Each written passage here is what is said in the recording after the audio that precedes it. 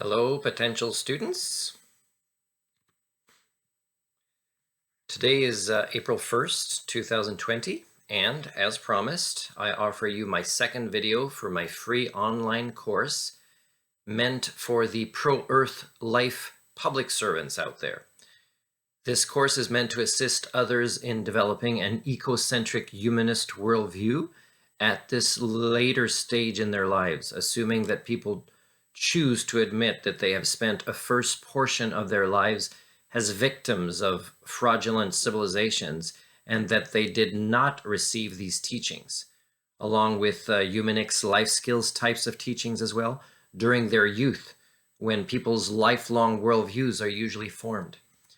I'm here for you, and this video, again, because I believe that it is never too late to develop human thinking tools that are worthy of this amazing hardware that we are genetically born with, and that would be most helpful in this day and age. I filmed this video at a time when these teachings that were not previously offered in the people primate communities that we have partaken in thus far would have allowed us better mitigation skills in these times of global pandemics. Pandemics that seem to affect the people primates' current proto-civilizations in various ways that, of course, through the lens of anthropocentrism, may seem to appear to be full of worries for our future. As the professor of socio-cybernetics, I have chosen to avoid offering my projections of social systems relative to the COVID-19 virus, and decided instead to focus how others are noticing or not certain patterns online and are posting mimetic responses to them online as well. Here are some patterns worth noticing. As far as, pardon the humor, zombie apocalypses go, this is a very light one so far.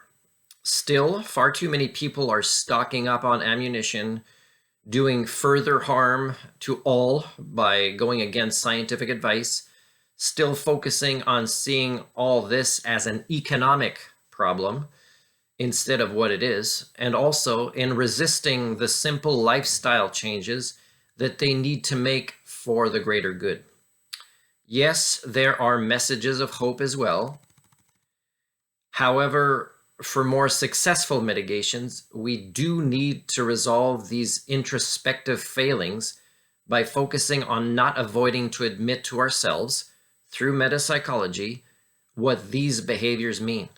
Indeed, I do believe that there is a direct link in how people's responses are counterproductive in these times as being linked to possessing an anthropocentric worldview as opposed to an ecocentric one.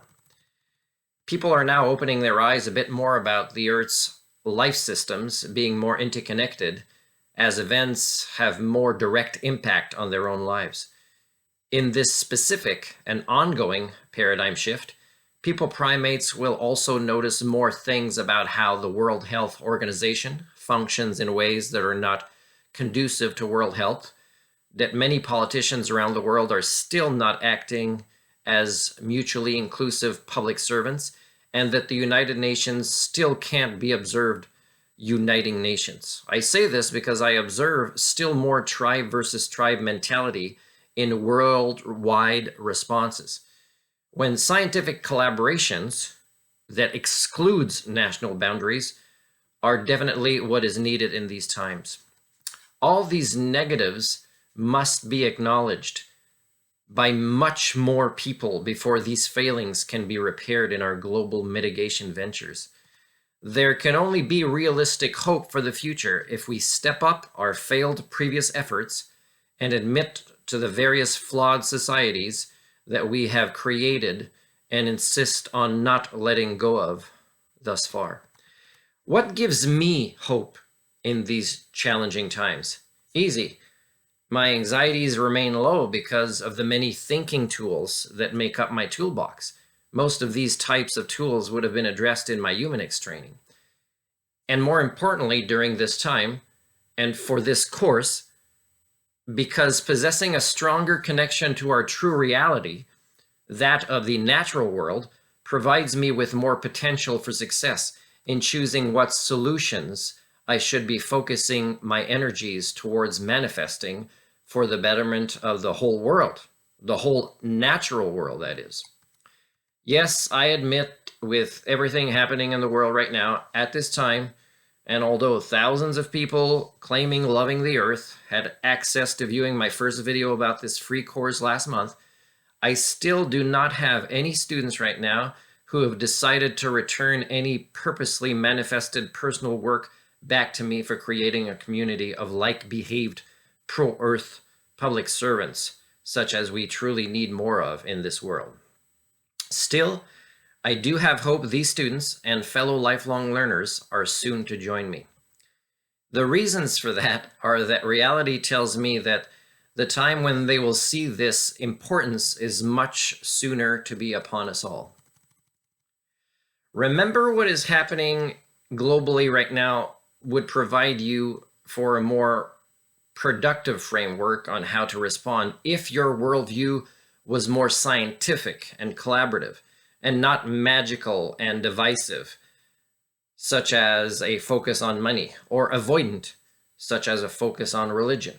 The way you choose to help shape the world that is most certainly changing remains up to you. I can still stand to wait.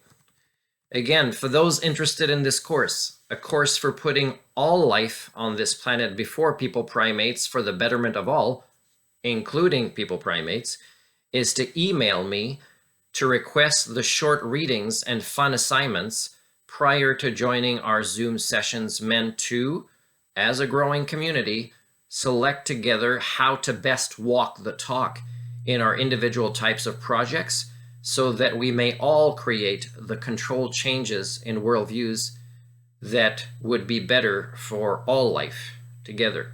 My email again, doctorhumanics@gmail.com, drhumanics@gmail.com.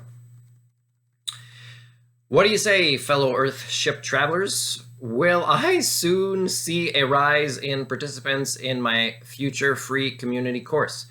Will you soon realize that there are limits to what the most pro-Earth among you can do while still being divided, even while occupying the same spaces and working on the same projects? Walking the talk in the most pressing solutions of this time, when you all still possess a majoritively anthropocentric worldview, well, indeed, there lies your true anxieties and your unacknowledged mental inconsistencies. Let me leave you with this final question for this second video.